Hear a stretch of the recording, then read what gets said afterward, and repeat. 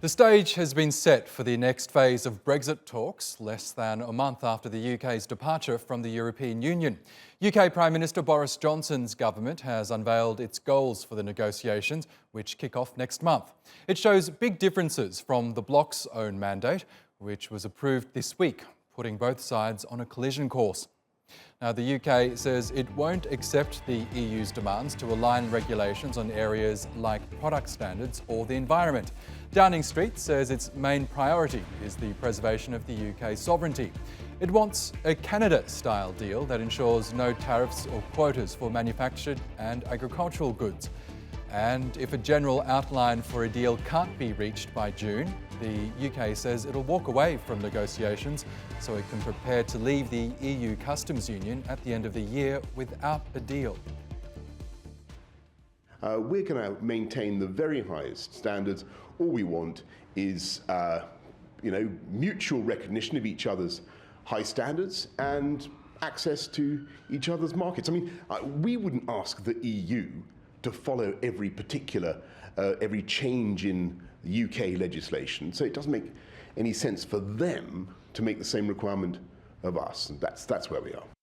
Is this really something we can do without firm guarantees that the UK will respect the level playing field and avoid unfair competitive advantages?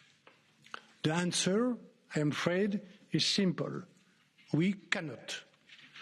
We want competition in the future, but it must be fair. Well, for more, let's go to our correspondent, Simon McGregor-Wood, who's in London for us. Hi, Simon. Tell us more about what Michael Gove had to say about the UK's bargaining position ahead of these talks. Well, Michael Gove is probably the senior cabinet minister who's going to be overseeing the detailed negotiations which start in Brussels on Monday. Round 2 will be back in London at the end of March. And he was reiterating, I suppose, what is the kind of core point of the two positions that we now understand. The UK position, which was revealed today, the EU position, which was outlined by Michel Barnier earlier in the week. The UK is very clearly saying to the Europeans that Brexit for us means a divergence from EU rules and regulations. We want a free trade deal like the Canada one, but we don't see why to get that, we should align our product standards and regulations across the economic output of this country with EU rules and regulations. Yes, we'll maintain standards. Yes, we'll keep things to do with state subsidies, employment law, environment to a high standard, and we already do, they would argue. But no, we're not going to get locked into tracking EU laws as they stand today, and in particular EU laws as they may change in the future, because the British government's argument is that would defeat the whole purpose of Brexit. And now, with a government with an 80-seat strong majority in the House of Commons, it's clear that the British feel bullish and that they have the mandate to go it alone in terms of diverging from EU rules and regulations. And of course, that could set up a future confrontation in these talks. Yes, it sure could. Now, for its part, the EU said in a nutshell that EU standards should serve as a reference point in any future trade deal. So how far apart are these two positions? Well, it depends on which way you look at it. The British argument would be we're starting from a position where all our product standards are exactly the same, so what's the big problem? We are not planning a race to the bottom. But the Europeans in this debate, in the run-up to these talks, have said time and time again that they don't want so-called dumping. They are very, very concerned that under the present interpretation of Brexit, the Brits want to create a much more competitive economy. They want to cut loose from some of that Brussels red tape that British tabloids love to talk about and become more competitive, more flexible, etc., etc. And the Europeans clearly are very nervous about that. And of course, they don't want to give a good free trade deal to an island nation 20 miles off the coast of northern France that is suddenly going to change its economic rules and become more competitive.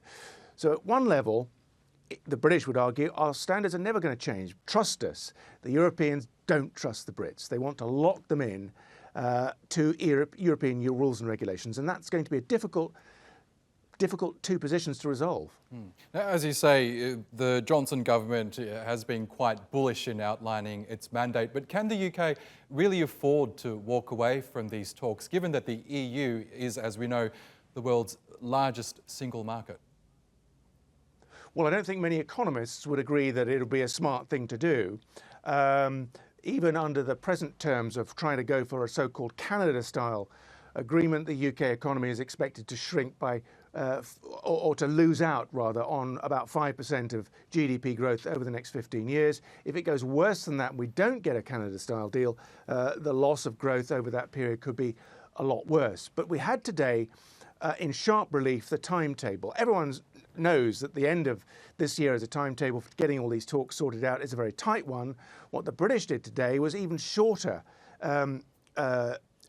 expectations, because they said if we don't have the broad outlines of a deal in place in June, the British government's focus of attention will be to deal with the possibility of a no-deal arrangement. So the British are saying, let's get the bare bones of this deal sorted out by June, or we're going to start planning for a no-deal and WTO trading rules come January the 1st next year. OK, Simon McGregor-Wood in London, thank you again for that update.